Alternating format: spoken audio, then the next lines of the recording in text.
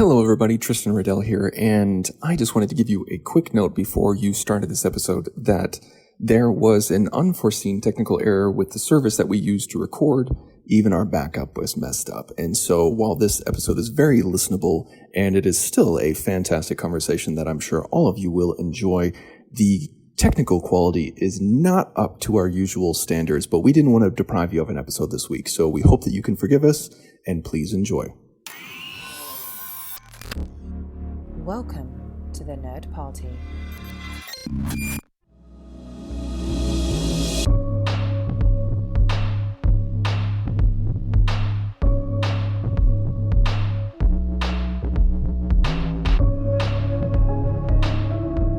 Hello at home and welcome back to Houselights. Here we are entered into the House of Lee, Spike Lee in specific, as we've been looking at a different work of Spike Lee through each decade that he has been active as a director. This is going to be our final week in the House of Lee as we look at 2020's Da 5 Bloods, which was a Netflix exclusive released to a fair amount of fanfare, actually, and with an all-star cast. To discuss this Vietnam retrospective through the lens of the Black experience, I'm joined by Darren Moser and Tristan Riddell here on Houselights. Gentlemen, let's just get down to brass tacks. No, we're not going to do any sort of like soft shoe into this or anything, but Da 5 Bloods. Did you catch this? Tristan, I'll ask you first. Did you catch this when it came out, or is this your first time encountering this? And going in, what did you know about it? I had never seen this before. I had very rarely heard of it. Like, I think I saw a trailer for it to begin with. And a long time ago when it first came out, and I just didn't really give it a second thought. I kind of chuckled a little bit at Da 5 Bloods. Like, even just like saying it out loud to you guys now, I feel a little self-conscious. Like, should I say that? Should I call it Da 5 Blood? But it's not Da 5 Bloods. It's Da 5 Bloods. I knew nothing about it other than that it was four guys going back to Nam looking for something. But I didn't even know that. I didn't even know what they were looking for. They were vets going back and visiting. That was it. Darren, what about you? Is this your first time encountering it, and did you know anything going in? No, this was definitely my first time seeing it. And I don't watch as much Netflix nowadays, so it didn't even ping on my radar. So I probably should have looked up more of what Spike Lee had done as we were diving into this house. But it is always the fun to visit a director's work that is really current. Because sometimes when we're doing decade by decade, even our most current piece could be 10 years old. But this is only, half of that. It's interesting, too, because with this, I was excited to see it. I remember seeing the trailers for it. I don't know why I didn't watch it before now. I was very excited by it. The cast, the concept. I grew up in the 80s and 90s, but I'm first coming up in the 80s. I remember seeing Platoon in the movie theater. I was entirely too young, should not have gone to go see that movie, yet I did. So Vietnam movies have always been sort of a staple because the 80s was the first big pass through, starting, of course, with 79. You get Deer Hunter, you get Apocalypse Now, but then the 80s, there was like Hamburger Hill, Platoon, all of these different movies that came out. Casualties of War with Sean Penn and Michael J. Fox, directed by Brian De Palma. So I sort of grew up on Vietnam movies. So it's a comfortable area for me in the sense that it's like, if you view it as its own genre, it's like being a sci-fi fan where you're like, oh, okay, I understand the rules of this genre and I enjoy the war movie and the retrospective. And there's something cathartic about going through something like this, even though I've never been in war or anything. It always offers the opportunity to get in touch with some really real sort of emotions that are out there. So I was very excited. I don't know. I can't explain why I missed it, but I did. And then time marches forward and now here we are. And what's interesting to me about it is, Darren, you mentioned this is only 4 years old, but this was the first feature film that Lee did after 2018's Black Klansman. And it's decidedly different in tone. Right. Black Klansman, we all talked about it. It had a quasi-comedic aspect to it. This definitely is not playing for laughs in any regard.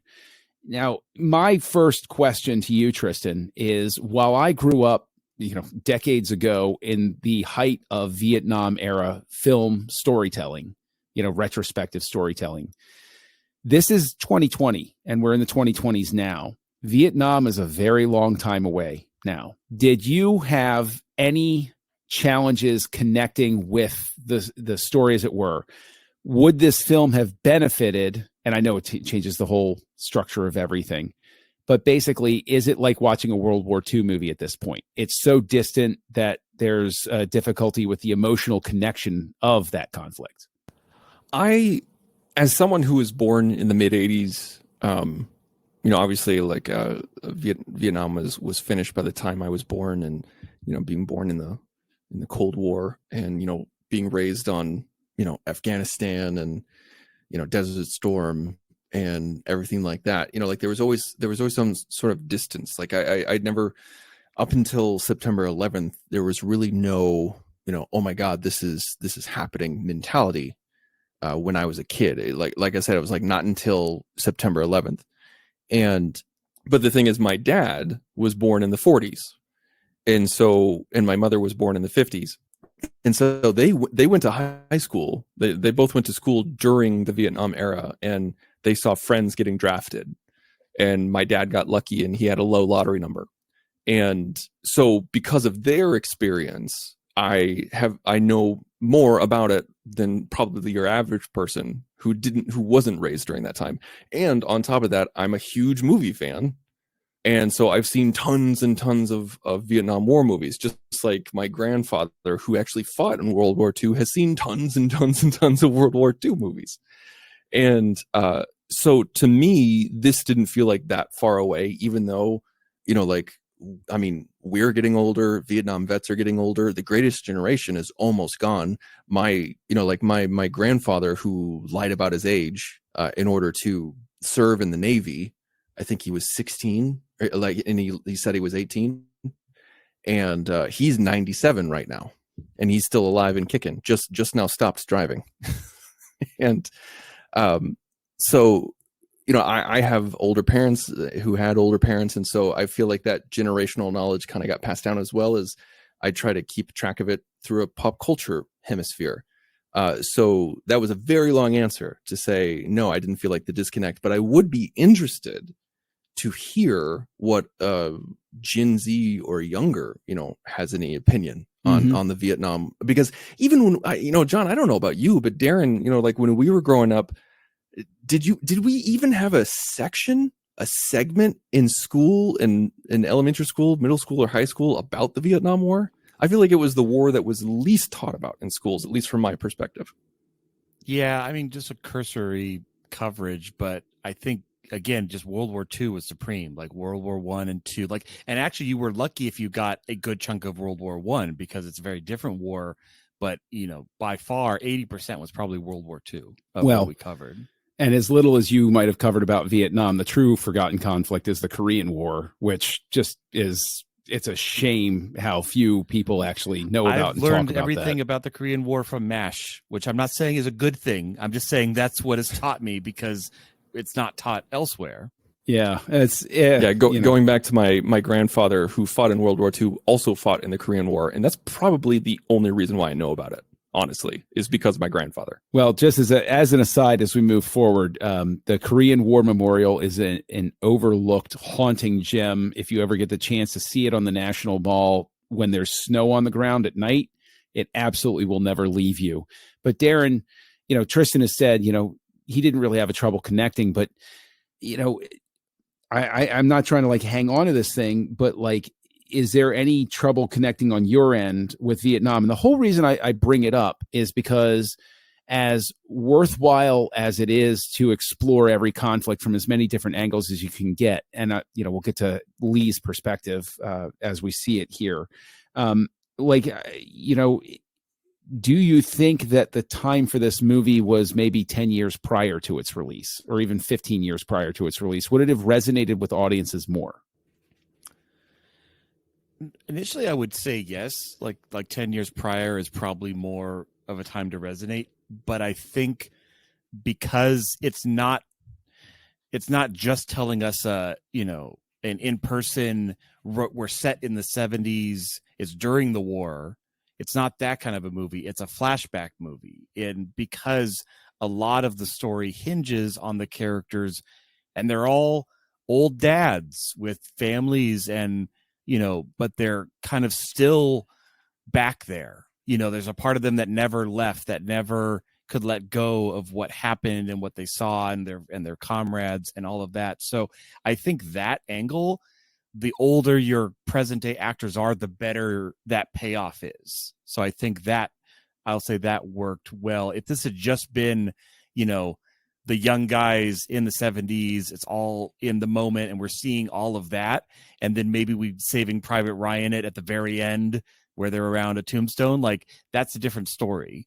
And but I think what he did worked well in 2024. So, Tristan, Darren talks about these are men who are trapped in this moment in time. There's a part of them that's never left it. Lee makes a very conscious decision not to de-age his actors, even though they're playing the young versions of themselves. I will flat out admit, threw me when it first happened. I was like, wait, did they even, like, I was like struggling where I was like, wait, is this just shoddy work? Is the lighting wrong? Because I'm so used to de-aging by this point. I just accept it as a natural thing that's going to happen. Did you appreciate what Lee was doing there by consciously not de-aging his actors, or did it take you out of the moment at all? I didn't even know what he was going for until I started doing some research after I saw the movie, where a couple of people commented with authority. I have no idea if they're accurate or not, but where they said, like, oh, the reason why they didn't recast or de-age is because this wasn't a flashback. This was actually told through the memories of the guys themselves. And so they're remembering themselves as they are now, and they're remembering their fallen brother because that's how old he was when he fell. And I was like, oh, that's pretty interesting. I didn't get that at all when when I was watching it. It really took me out. Like, it really took me out because I'm not saying he had to like use some sort of like Irishman technology and de-age. It's just there was a photo that they showed of all of them together, and they clearly had dyed black hair, no grays, no roots, no nothing. And I think Isaiah Washington had a lot of makeup on to kind of flatten his face. And I was like, yeah, I can buy that. But when I saw them first, you know, running around, and they all have grays on their temples, they're, you know, like, they're definitely heavier than they would have been if they were like 18, 19 or 20 or something like that. It really took me out of it. I really, especially during that first scene, I was just like, okay, this is what he's doing. Clearly he's making a choice not to do this, but I kept thinking about it every single time we went back. And I was right there with you, Darren. Something I was thinking about to try to get past it. I will throw the idea out at you to achieve what Tristan's talking about, where it's like, oh, they're telling from their perspective, and so they see themselves as themselves in that moment. Should Lee have instead taken a different tack and had it so that whoever's primary perspective we were getting in the flashback, he did not de-age, but everybody else around them was the proper age and build for what was going on? Would that have helped? I mean, there's a couple ways you could do it. You could frame it more where someone's like literally reading a diary or something, so it's very obvious this is a memory, this is being a told story.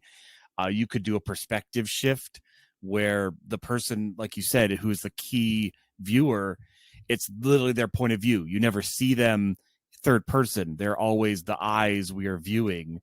I know they did some things with aspect ratios in the different times, which I think helps. I think it gave a lot. But honestly, the biggest aspect to me, it didn't bother me as much, them not de-aging. Honestly, I almost thought that they had changed actors because, again, they did, you know, make up and changed it a little bit. So I was still in the learning who's who moment of the story as I was trying to like pick out. So in a way, them being the same actor helped. But I think the fact that Chadwick Boseman was like, obviously he's stuck in time. He is only in the past, and he's a younger guy than all these other gentlemen. So in that regard, I think it had a very interesting take in the fact that you have this young guy leading a bunch of older, visibly older guys around, but they're all meant to be, in the same time. So I think the inclusion of, of Storm and Norman, I think pulled it off enough to make it pass for me, where it gave an interesting aspect. One thing that I always felt like as I was watching it, I was like, it really could have been. I mean, this is gonna reveal a future criticism of myself. There's so much of this film that is spoon-fed to you, anyway. Like so much of it is spoon-fed to you. I know that Spike Lee doesn't do subtlety very well, and and sometimes he likes to hit you over the head with a hammer. So I think this addition that I'm about to say wouldn't be that big of a deal, is that like before our first flashback or memory recall or whatever, because they often talk, especially Paul talks about seeing Storm and Norman all the time. Like he's like, as a ghost, he's like, he talks to me. I see him every night. It's crazy. And in one of those moments, he could say like, when I remember the days when we were all here, I look at Storm and Norman and he's still young as ever. But when I look at your sorry ass, you're overweight and gray haired, it's something like that, like when I remember us, it's something along those lines. So it's embedded in our brain that, oh, it's okay. We're seeing it through the eyes of so-and-so's memory. And, then my brain would have released just a little bit.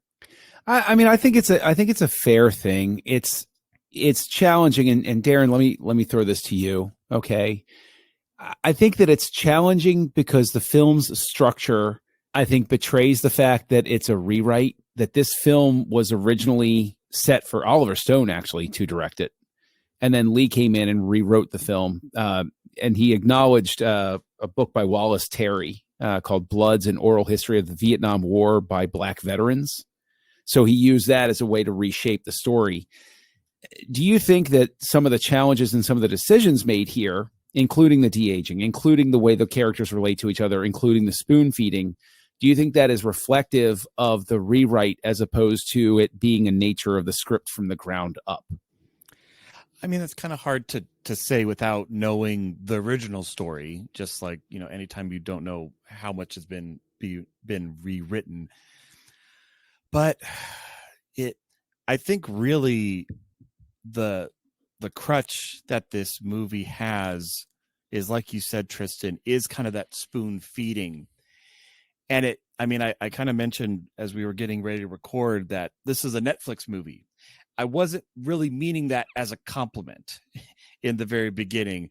I was meaning it in the fact that it looked like it had not a cheapness. That's the wrong word, because Netflix it is quality, but it felt less cinematic, but at least to me by far than especially than Black Klansman. And that could be subconscious things I'm picking up on the lens uses and the cinematography, and like there's things that we think of that make us feel like that things are cinematic, but this felt smaller and less budget, and it just always gave me that vibe the entire time. And Tristan, do you think that Darren's criticism, and I think it's a fair one, has to do with the way that digital video is used in this? Well, I mean, digital filmmaking, basically, where I would offer my own comment on it, that what makes it feel and look a little odd is it has, in the night scenes specifically, when they're out on the town in Vietnam in the beginning, especially when they're outdoors, there's that different visual, like it's hard for me to quantify, but like it looks more like a documentary type of shooting. Like it doesn't match with when you move digital into nighttime, and if you don't light it just right, it looks like digital video as opposed to high quality. What you're talking about is kind of like your ISO setting. Like on film cameras, you have film ISO, which is the type of literal film that you put into the camera, and that measures your light sensitivity. On a digital camera, it is you can adjust it, where you can say, like, you can put in your type of ISO that you want. And sometimes if you don't shoot at a native ISO and you kind of ramp it up and try to ramp up the sensitivity, which is often happens, at nighttime, like you don't have as many lights, it can make it look very digitally, where like the motion is different, the motion blur is different from what we register as film. The if you look at Michael Mann's work on Collateral, Yes. and those night scenes, that's kind of what he shot it on digital tape, and he kind of embraced that look. He said like, yeah, this is what it looks like. If you don't know what you're doing when it comes to lighting digital at night, it'll look like Collateral. And sometimes it's a good thing if that's what you want to do, but if you don't want that, that's what can happen.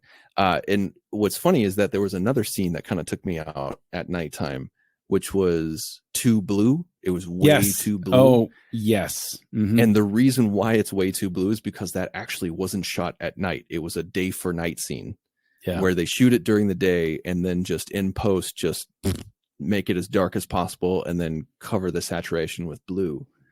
So I don't know. Counting Monte Cristo and the night beaches where it's so obvious it's day for night. Like there is a 2:00 shadow on that horse riding down the beach. And you're like, okay. What's crazy is that like it's at quote unquote nighttime and people are like squinting because the moon is so bright. It's so bright. Why are you wearing shades at night? Because I'm heading to Graceland. I don't know if I agree with Darren's statement about how it didn't feel cinematic. I think, well, I mean, okay, let me rephrase it. I think there are things about this movie that don't feel as cinematic as the past, because I feel like Lee is, Lee on location is different than Lee in a city. And Lee doing an action scene is different than Lee doing a conversation scene. And so I feel like this is one of those movies where Lee is stretching himself. He's doing different things. He's doing things he's never done before. He's doing more of it. And it's just, there were certain digital effects that didn't quite work, like the blood splatter and the muzzle flashes didn't quite work. True. You're like, oh, that feels kind of cheap. Also, I feel like Lee's visual language was all over the place with this, since we're on it. Like his visual language was so different from scene to scene. It made the tonal shifts that much more jarring. There were so many times I felt like I got whiplash. I'm glad you said that, because in all honesty, if it weren't for knowing that it was directed by Spike Lee, I struggled so hard to find him in here from a visual sense. Just look at the difference even with BlacKkKlansman and this, 2 years apart in terms of their release. I would have put money on that they're different directors between those two, just visually. Right. Off of that. And it's we don't even get the signature tracking shot until the very end. And it's really odd. Darren, do you think that's because this subject matter is so different? Like Tristan mentions, Lee is obviously stretching himself here. He's trying to do something different than what he's done before. Do you think that this is that this film reflects a director who's trying something new, and as much as we give him credit for that, it's just not clicking the way that he had hoped it would, that he doesn't quite find purchase. He doesn't find his footing on this particular hill. I mean, it could be. I think I didn't even notice till Tristan mentioned it, though. Yeah, the 4 previous films we've watched are all in a city, different types of cities, but a town, and this is jungle. This is completely different, Now, I do want to say some positive things about it. Like, I feel that the minefield tension was very well done. Like, you plant the seeds of, we're part of a group that are getting rid of mines, so thus we have let you know that there are mines. And then I swear, as that guy's walking around with that metal detector, I'm like, dude, like you're attacking the ground every time there's metal, and I'm just waiting. I'm just waiting for it to happen. I hated how laughable that scene was, like building up to it. Okay. And let me finish. Do you feel that the payoff and the way that the mine actually happened didn't work, or the way they did the buildup, you're saying? I think the buildup was infuriating, And I say laughable because it was infuriating, not laughable as, oh, he's going to step on a landmine. That's hilarious. No, Right. that's not what I'm saying at all. It was, they talked about him being pigeon-toed, and they kept talking about it. And then they brought up landmines earlier at the bar and was like, okay, Chekhov's gun. Yeah. Yeah. And if he had more motivation to move backward, I wouldn't have thought anything of it. Oh, But the I fact see. that he is just randomly walking backwards, further, still talking, still walking backwards for no reason, backwards and backwards and backwards. And I don't know how there could have been anybody in the audience who didn't know that guy was going to get blown up by a landmine. And then when it finally happens, you're like, oh, there you go. And you start thinking about Tropic Thunder when, like the director got blown up. And then all of a sudden you have this crash back to reality where you're like, wait, right. This isn't supposed to be a stupid moment. This is insane. This is crazy. And then it gets amped up to 11 when you see that he is still alive. And that is terrifying, grotesque, and just beyond tragic. And then you have this emotional schizophrenia going on. Am I alone in that moment? No, I see what you're saying. And I agree. I think the general buildup was very tense, and the fact when they're looking for gold and he's like, and you're like, well, dude, you're like, I would be checking every single thing very gingerly. And they're like, especially when they get really far away from like where the first pieces are found, and they're like, look, there's more gold over here. And I'm like, is there, or did you find something else? But no, I totally agree. That was well done. Once he starts jumping back, that is a totally, like, you want to talk about telegraphing, like, it is clear as day what's about to happen. I don't think anyone was surprised by that moment. But I think, I don't know. I mean, if you're going to have the Chekhov's gun go off, have it could be the same guy in the same moment, but just, it's literally him stepping off the path between two trees and boom, like it comes out of nowhere. It was way too telegraphed in that part.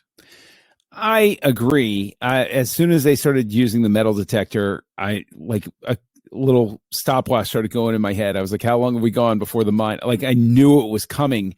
And Tristan, I didn't think it was laughable. I thought it took me so out of it because I was just sitting there waiting for it. I was like half paying attention to what's going on with the characters, and the other half of me was obsessively just like, it's going to go up? Nope, not now. Okay. Is it going to go up? Nope, not now. And like every minute I was like, is he going to, no, he's not going to blow up. And that is what took me out of the movie, because I knew the minute that we have the discussion with the people who are looking for mines, oh, we're saving people from mines. I'm like, all right, this is going to play into things. And it's like, it's a shame, because I think it's also a very clear indication of how conflicted the movie is about what story it wants to, like, what it wants its message to be overall. Like, there's just too much. It's all over the place.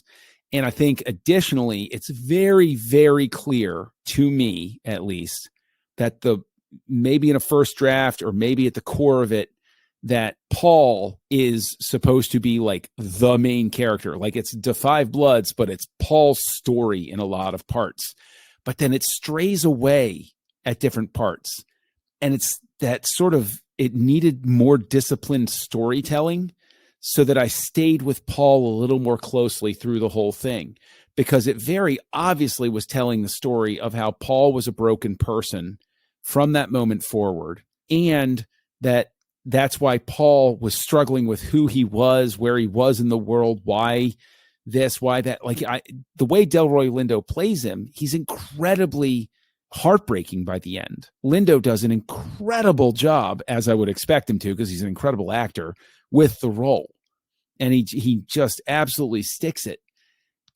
I mean, Tristan, do you agree with me? Like I mean, did this script need another pass to get it to that disciplined point? Or is this just, it was there, but it didn't come together in the edit?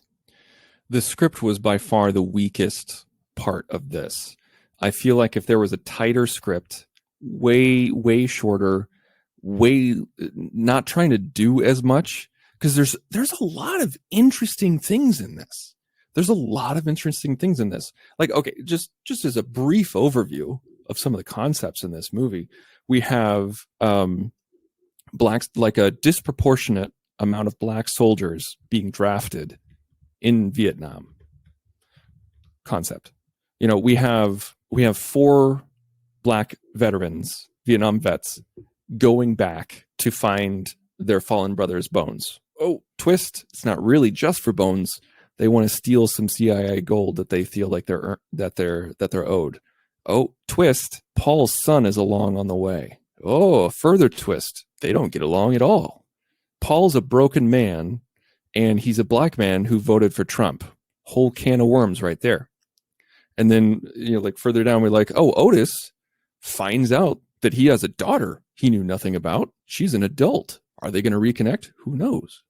You know, like, and we like, then we like landmines. We have 3 people here who, investigate landmines. Oh, we have some Vietnam, native Vietnamese people who feel like they're owed the money. Now we got this French guy who's, like messing everything up. It's just, and he's really the mastermind behind it all. And all of a sudden he's the man behind the curtain. And it's just like, and all while Paul is slowly going into madness. And as Paul is going into madness, like as the movie goes along, you're like, oh, Paul is clearly broken. He's the one who is not holding it together like everybody else was. Like he even mentions that, where it's just like, yeah, your wife and kids, they love you. Like you're a successful business person, blah, blah, blah, blah. I could never do it.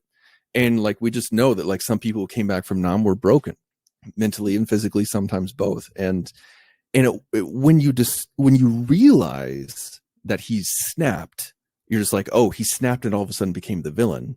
But then you're like, oh, wait, no, he's not the villain. He's just snapped. He's going into madness. And by the time you realize he's going into madness, it gets interesting, and then it's over. And I feel like there's so much of that. I've been talking for a while, but like there's so much in there, and it's all good stuff. But just focus on a few things.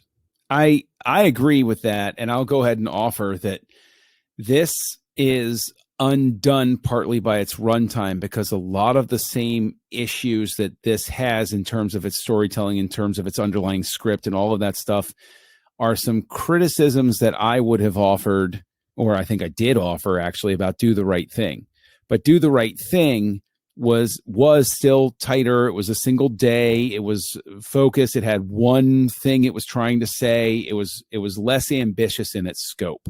And I think that worked to its advantage, because it helps make up for a lot of the flaws that a 2.5 hour plus runtime, you hit that mark and you're kind of like, okay, if you don't wrap this up in 5 minutes, I'm going to have some issues with you. That's really how I feel about a movie like this, where I'm willing to just go along with it. But then as soon as I realize that no matter how well you stick this landing, you've outstayed your welcome in terms of how much time I want to spend with this, you're asking too much of me as an audience member.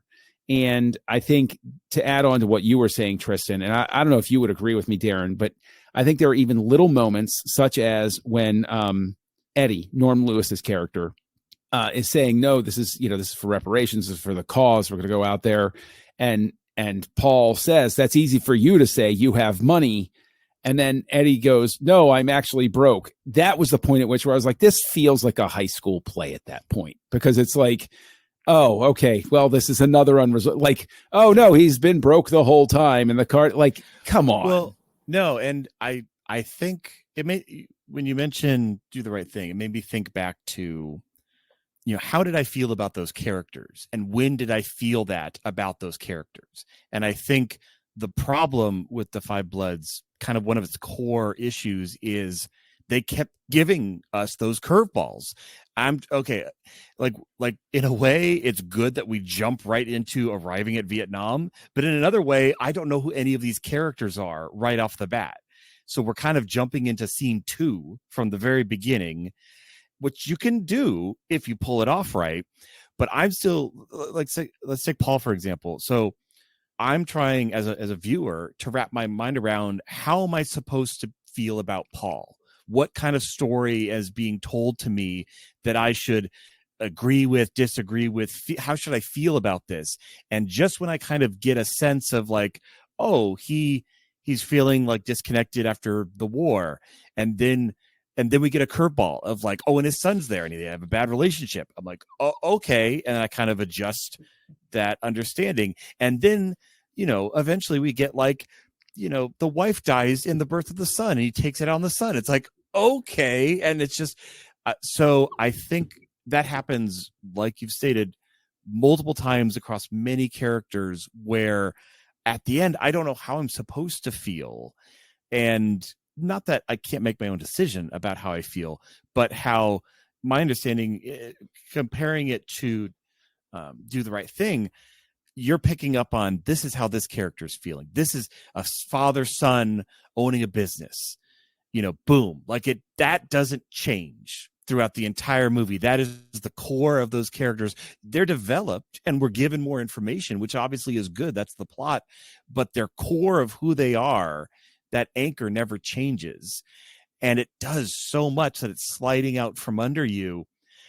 Honestly, part of me would rather some sort of play out of the entire flashback at the beginning and do something where we, the audience, know that Paul shot Norman, but the others, like, that's the domino to drop for them to eventually learn that. But the fact that we are kept from that information for 90% of the movie, I mean, it's a choice, but that's how it goes. I would, yeah, I mean, it's always dangerous territory to get into the, oh, well, this is how I would have written, but this is the note I would have offered along those same lines. Actually, I would have had a scene at the beginning, probably before, the opening titles or whatever, that would have had Paul in his like VA therapist's office, where he's talking about how he feels specifically guilty for Norman's death. And he's hoping that this trip, the therapist is like, well, no, you should go on this trip with your friends. This will help you maybe work some of that out and get there. Just remember, do this, take your pills, all of those sorts of things. And then, maybe some poignant line where he's like, I just can't, it's always going to be my fault. And then in the credits, and then they're arriving at Vietnam. I think just that little bit of a tease would have been enough for me to have that entry that I think you're talking about, without starting off with a flashback. Although I don't reject what you're saying. Now, Tristan, right. Do you think that some of, if not all, of the film's woes are solved with a little different intro scene like that in the beginning? I think it could solve some. Like we could compound it with what I was talking about, where like if he's talking with a therapist and he says it's like, oh yeah, when I remember back in the days, I remember myself as how I am today as an old man, blah blah blah blah blah. Maybe something like that. Like I don't know. I don't know. Like that's not the film we were given, but it's an interesting exercise. It's just I feel like we're compelled to do this because there's so much great material, but executed so poorly. Mm-hmm. And it's it's little sprinkles of Lee throughout, but it doesn't feel like a Lee movie. It only feels like a Lee movie when he's become aware of his own signature, like John Woo. Mm-hmm. So basically then that brings it to, I'll go ahead and ask you, Tristan. I mean, we've all repeatedly said this doesn't really feel like a Lee movie. This doesn't, where is he in here? We see a couple of flashes here and there.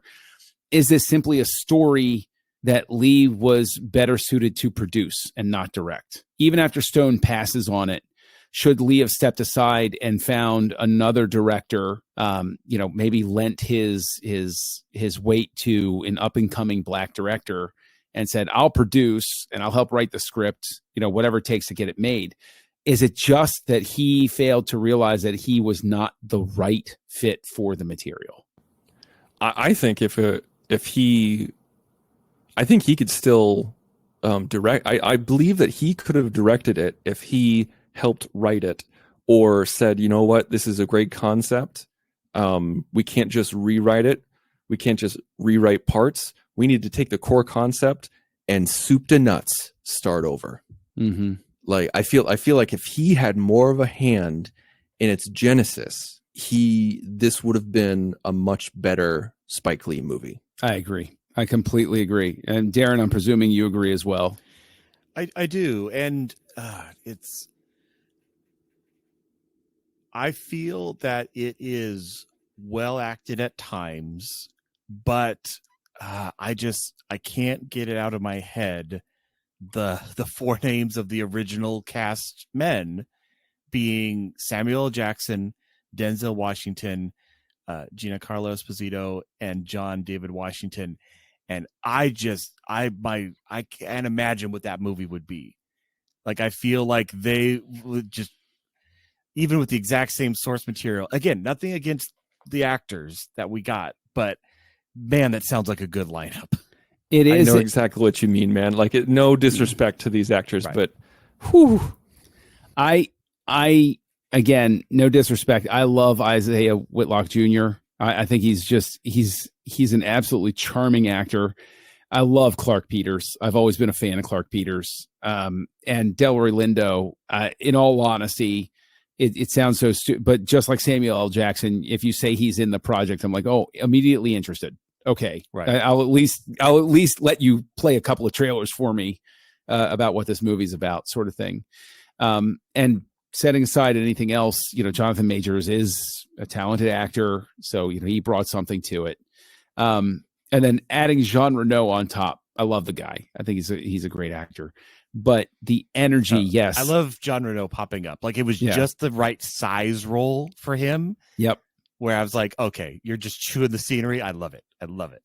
And while I acknowledge that Jackson, Washington, Esposito, and Washington would have been really well suited and brought a very big energy, very electric sort of cast, I just come back to what Tristan was saying. It still needed a soup to nuts rewrite. I don't think any cast of actors was going to breathe the life into this that was necessary.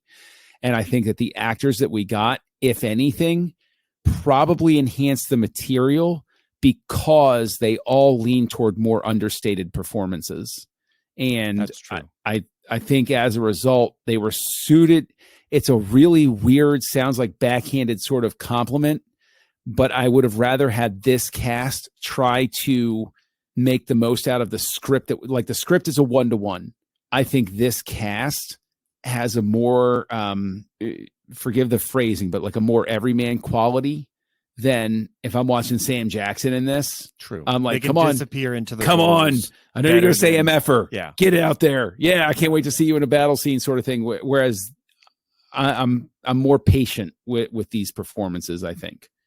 Give or take. Like, I think Delroy Lindo, when he's going off and he gets bit by the snake and he's going like, those are moments where I'm like, Tristan, you want to talk about fantastic stuff. What about Delroy Lindo alone, hacking his way through, getting bitten by the snake, falling down the ravine, having the hallucination?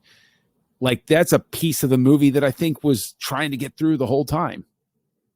That's kind of what I was talking about earlier when I was saying Paul descending into madness, and then he's straight up looking at the camera, which I usually hate. Like, I don't like it. Like, unless you're doing that all the time, like in House of Cards or something like that, I don't really dig on someone all of a sudden just like looking at the camera and winking at the audience. But the idea that this guy is falling into madness and Lindo has that look in his eye and he's talking about God speaking to him. Like, yeah, it's much more terrifying when you look straight down the lens and then it gets taken away. Mm-hmm. Well, I think the way that they have, actually, Darren, I'll ask you this. I know it serves the larger quote unquote story point of, is it DeRoche? Is that his name? DeRoche? Because they call him the Roach at one point or something. John Renault's character. Something like that. It serves the larger story point, but did Paul's death feel right to you in terms of being found and then digs his own grave and gets shot? Did that feel like the right ending for that character? I mean, when he went off on his own, I was like, we're not going to see him alive again. Like, I would be highly surprised if he walked out of that jungle alive. But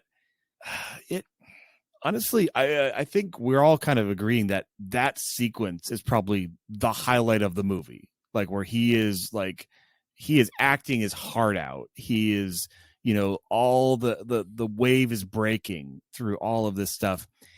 And then it's a choice, but like you kind of mentioned early on, Tristan, the parts where the CGI is used, the fake blood, like it's very obvious that like he's not actually being shot and it's all CG'd over to and I get the cost saving of that. I get it's a choice, but that pulls me right out of it.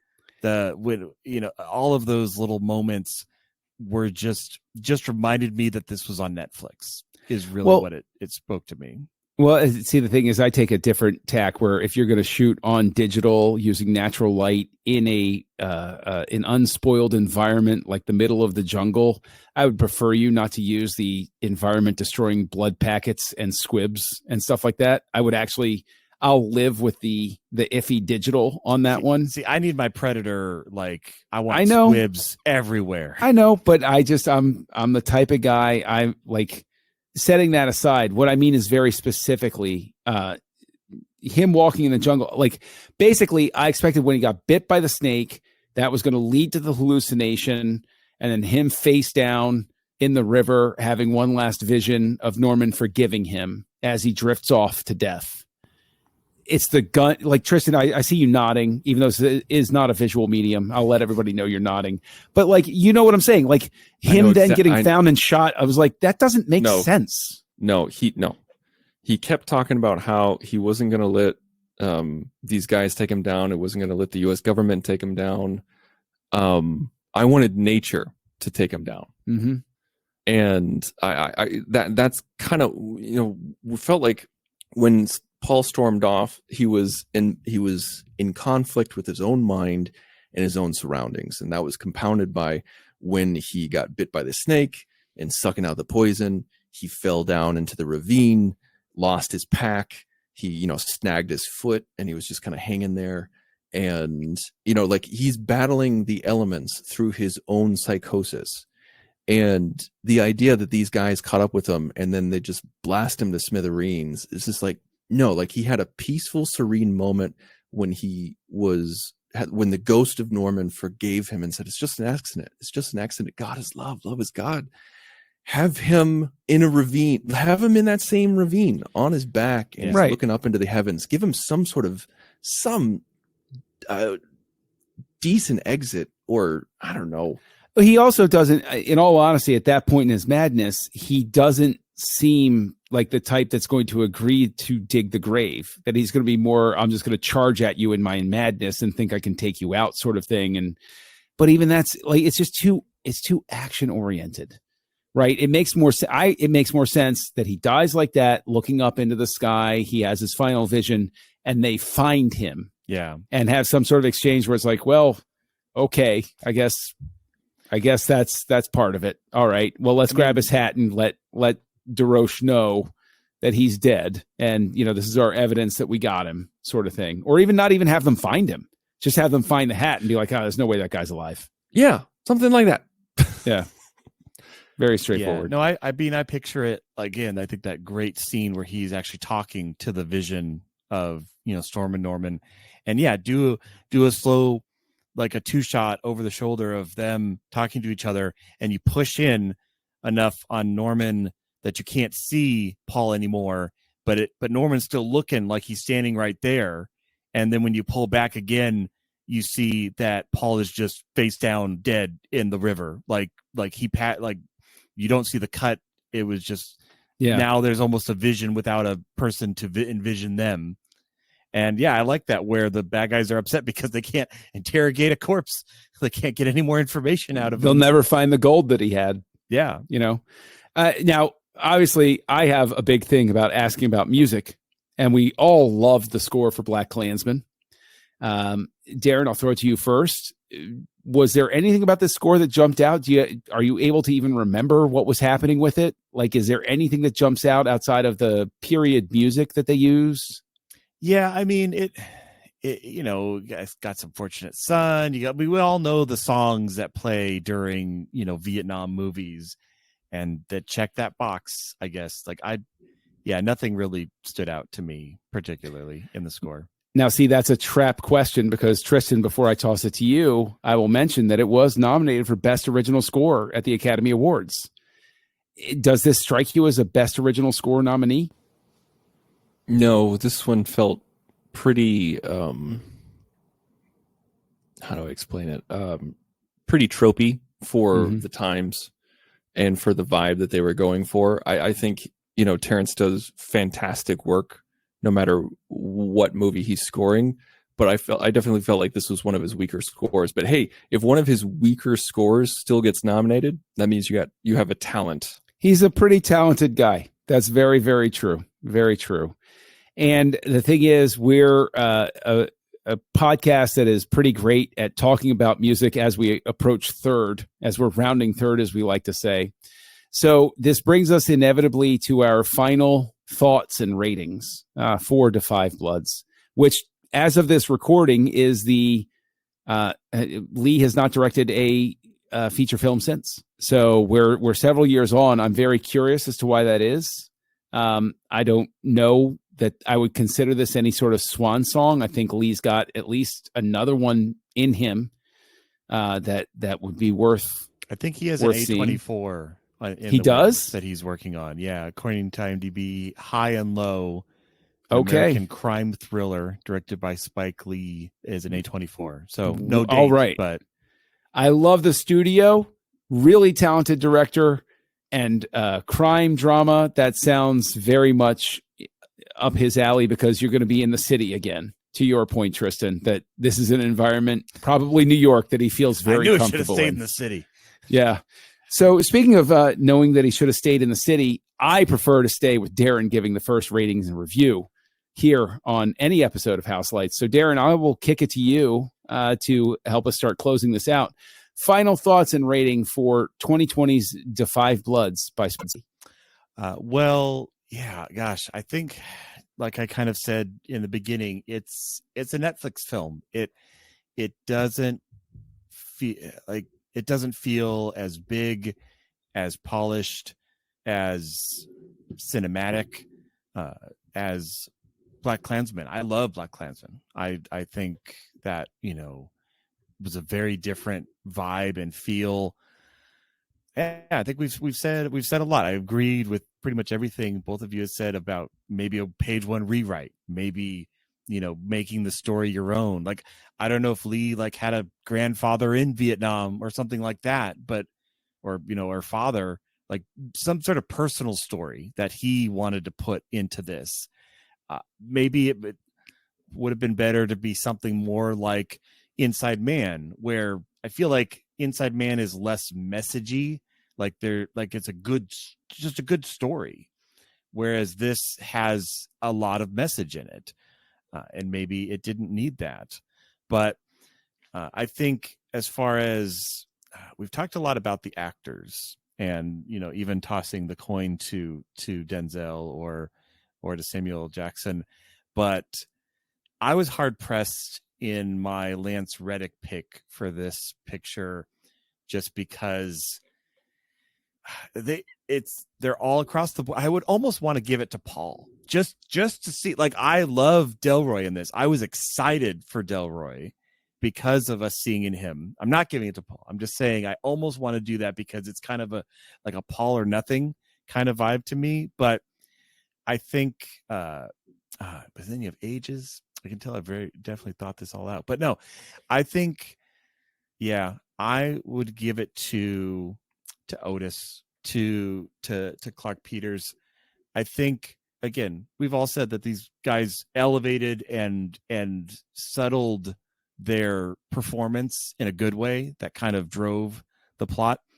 But I'm kind of curious what one of these four, being the kind of has the right head on their shoulders, and that's the vibe I think Lance would have given, is kind of the straight man of wait, we're still going through with this, we're still going into the jungle, Like, there's mines, guys. Like, hey, like waving the flag of like, what are we still doing here? Like, or you broke the phone. Why did you do that? Like, I think that calm, collected voice of reason. He would be the voice of reason in the middle of the insanity that is this plot. So I'm going to go with Otis.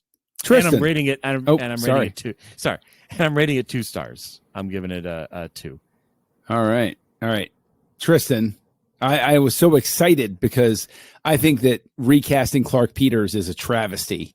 And I want one of us to take the first shot at Darren for having the gall. Like, not even. I mean, come on now. Lance Reddick is a terrific actor, but I would never replace Clark Peters.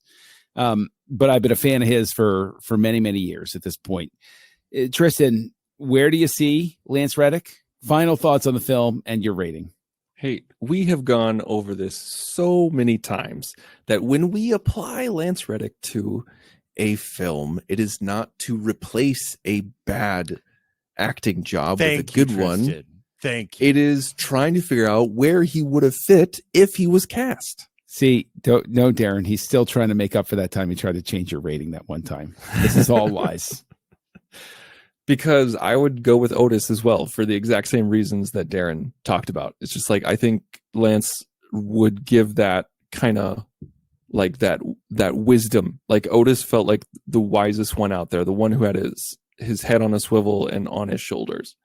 And I feel like if it wasn't Otis, maybe Eddie, but even then, I think it's Otis is the clear front runner for me. And I'm with my rating, I'm teetering between 2 and 2.5. This was a real disappointment for me. I mean, there were so many, like, if I wanted to go on just concepts that it was going for, it'd be much higher rating, but put them all together, and this isn't just a mediocre film. I guess I'm going to have to go with this is a bad film. This is 2 stars. Wow. Well, okay. I'm going to start with the Lance Reddick thing first here. Again, yes, we're not judging anybody's performance, but no, I'd never take Clark Peters out. That's just a no-go right there. No fly zone. I'm first inclined to go with him as Eddie because as much as I think Norm Lewis is a great actor, he was actually the second actor after Robert Guillaume to be an African-American who took the title role of Phantom of the Opera. I would have loved Stage in that role. I love Phantom of the Opera. It's one of my favorite musicals of all time. But I like that Norm feels a little out of place. He feels a little lost here. Like, Norm, of all of the characters, I think Eddie, as Norm Lewis plays him, I think Lewis does a really good job of inhabiting a character who feels like he's not even sure why he's there with these guys. You know, like, why am I here? And it's like he's setting aside the whole, but wait, I'm broke. Like, this feels like the type of guy who's got everything put together in such a way that he doesn't feel the need to go do this, right? He feels that he's done his part for himself and the world to be, a positive influence on things.